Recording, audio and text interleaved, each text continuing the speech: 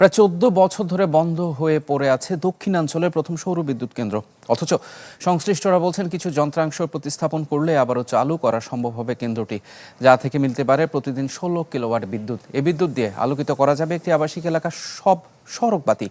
জাকারিয়া তুষারের ছবিতে বেল্লাল হোসেন সজলের রিপোর্ট।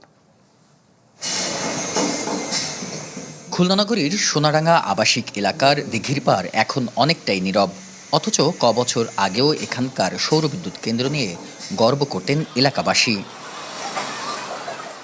সংশ্লিষ্টরা জানান ২০ কিলোওয়াট ক্ষমতার সৌরবিদ্যুৎ কেন্দ্রটি চালু হয় ২০০৮ সালে, যা নির্মিত হয় ইউরোপীয় ইউনিয়ন, জার্মানির ব্রেমেন বিশ্ববিদ্যালয় ও খুলনা সিটি কর্পোরেশনের যৌথ উদ্যোগে।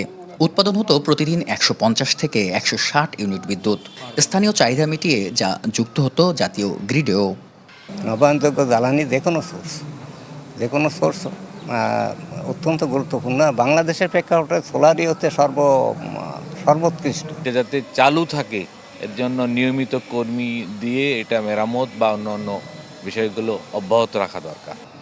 বাংলা কিউআর যেখানে নগদ পেমেন্ট সেখানে। সারা দেশে ১০ লাখেরও বেশি মার্চেন্টে নগদে পেমেন্ট করুন খুব সহজে। শুরুটা জাঁকজমক হলেও অল্প দিনের মধ্যেই শুরু হয় অব্যবস্থাপনা। তদারকির অভাবে নষ্ট হয়ে যায় বেশিরভাগ যন্ত্রাংশ। ২০১২ সালে পুরোপুরি বন্ধ হয়ে যায় বিদ্যুৎ উৎপাদন। প্রায় ১৪ বছর ধরে অকেজো পড়ে আছে কোটি টাকার স্থাপনা। নাগরিক সমাজের প্রতিনিধিরা বলছেন অল্প ব্যয়েই আবার চালু করা সম্ভব কেন্দ্রটি, যা থেকে মিলতে পারে প্রতিদিন ১৬ কিলোওয়াট বিদ্যুৎ। এটাকে পুনরায় চালু করা সম্ভব।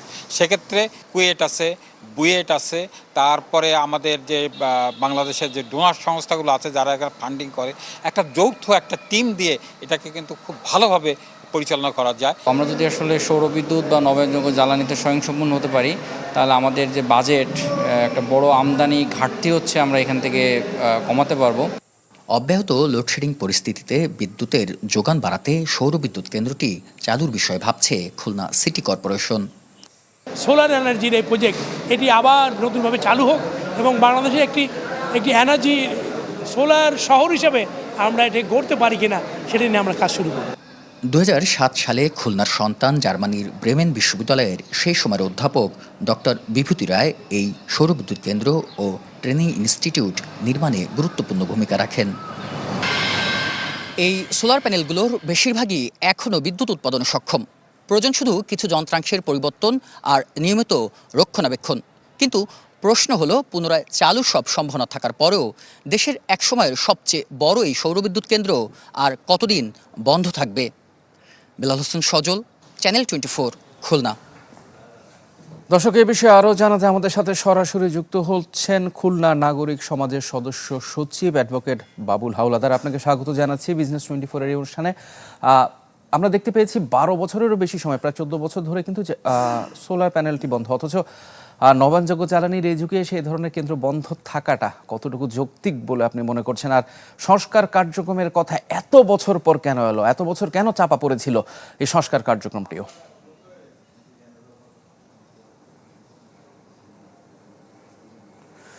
ধন্যবাদ আপনাকে। না, এটা তো খুবই দুঃখজনক। আমরা ইতিপূর্বে বারবার দাবি তুলেছি যে এটাকে যে কোনোভাবে হোক চালু করা প্রয়োজন। এবং আপনি জেনেছেন ইতিপূর্বে যে এটা কিন্তু একটা মডেল প্রকল্প ছিল। মানে আমরা শুধুমাত্র যে সোলার প্যানেল দ্বারা আমরা এখানে শুধুমাত্র বিদ্যুৎ উৎপাদন করতে পারবো, নট দ্যাট। এটি একটা সবুজের একটা খণ্ড। এখানে ওয়াকিং ওয়ে আছে, এখানে বসার ব্যবস্থা আছে, শিশুদের খেলার ব্যবস্থা আছে, একটা লেক আছে। মানে ওভারঅল যেটা হচ্ছে যে একদিকে সবুজ, অন্যদিকে আবার আমরা সূর্য শক্তিকে কাজে লাগিয়ে বিদ্যুৎ উৎপাদন করা।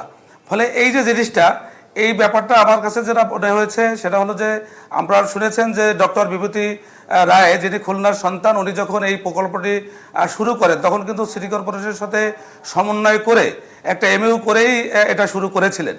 কিন্তু পরবর্তীতে আসলে সিটি কর্পোরেশন এটিকে কেন পজিটিভলি নিল না, এটি আমাদের কাছে বোধগম্য নয়। কারণ তখন ১,৫,০০,০০০ টাকা ব্যয়ে যে প্রকল্পটি হলো, সেখানকার যে ইনস্ট্রুমেন্ট, সেখানকার যে যন্ত্রাংশ, এটি তো আসলে লাইফ টাইম কোনো ব্যাপার না।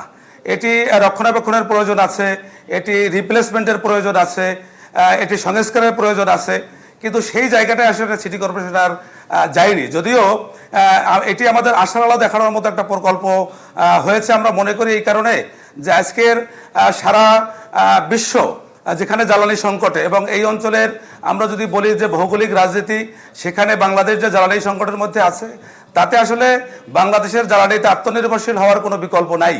এবং যেটা প্রতিবেদনে আসছে আমরা দেখলাম যে আসলে এই মুহূর্তে যত জ্বালানির রিনিউয়েবল যতগুলো রিসোর্স আছে তার মধ্যে আসলে সোলার প্যানেলটাই এখনো পর্যন্ত মানুষের কাছে বেশি পরিচিত এবং বেশি পপুলার।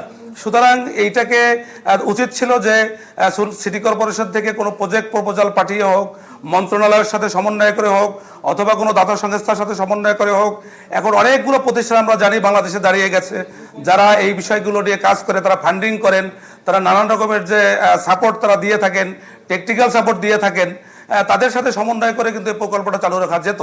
আমরা শুনেছি যে প্রশাসক মহোদয়ের সাথে কথা হয়েছে, তিনি বলেছেন যে দ্রুত সময়ের মধ্যে এই প্রকল্পটি চালু হবে, তবে সেটি যেন প্রতিশ্রুতির মধ্যে সীমাবদ্ধ না থাকে, সেটি কার্যকর রূপ যাতে নেয় সেই প্রত্যাশা আমরা করতে চাই।